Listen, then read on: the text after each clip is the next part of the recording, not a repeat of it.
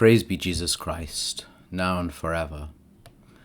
Offending someone, deliberately annoying them or irritating them, would seem to be antithetical to Christianity. Blessed are the peacemakers, the Lord said. Yet he also said, do you suppose I've come to bring peace to the world? No, not peace, but the sword. And indeed, he said he would divide households and families. He instructed his apostles and disciples that if the gospel message was not welcomed, to shake the dust from their feet and move on. The mere mention of Orthodox Christian beliefs seems to offend many people today. In fact, in Britain, a street preacher proclaiming the gospel may be arrested if someone claims that they are offended by what he says. No Second Amendment in the United Kingdom.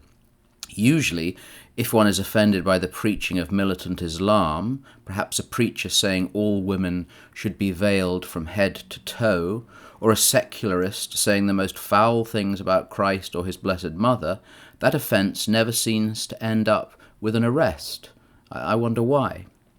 Yet as followers of Christ, we should still not deliberately offend someone just to irritate or annoy them.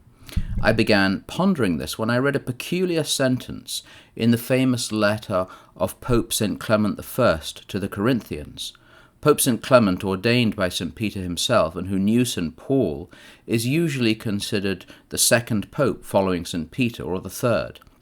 He's probably the Clement referred to by St. Paul and who was in Rome at the time of the martyrdom of both the apostles.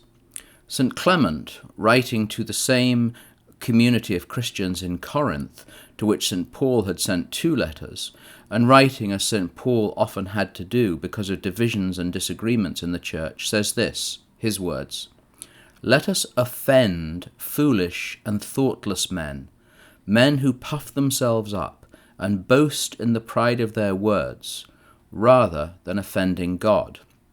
You can see perhaps why I had to pause and think about those words for a while. 2 things become clear on reflection for us to think about this week. St. Clement is not talking about deliberately irritating people for the sake of it.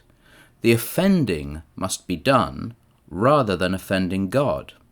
As so often, a little etymology helps. The root of the word offend comes from the Latin offendere, literally meaning to strike against, and the Old French, to disobey.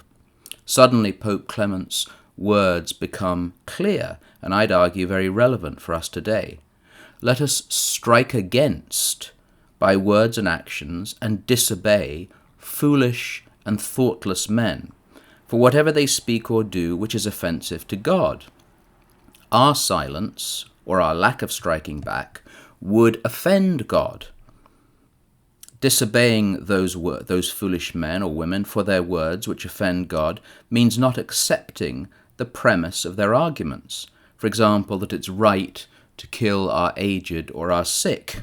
We strike back not physically, but by speaking up, rationally and effectively, which so many Christians are loath to do these days for fear of the response. St. Clement says that it's not possible to do that. That will offend God. As the modern phrase goes, silence equals or implies acceptance or consent. So strike back, disobey the foolish and the thoughtless. And as Pope St. Clement writes in the letter, echoing his friend St. Paul, reverence the Lord Jesus Christ, whose blood was given for us. Brethren, rejoice, be perfected, be comforted, be of the same mind, be at peace, and the God of peace and love will be with you.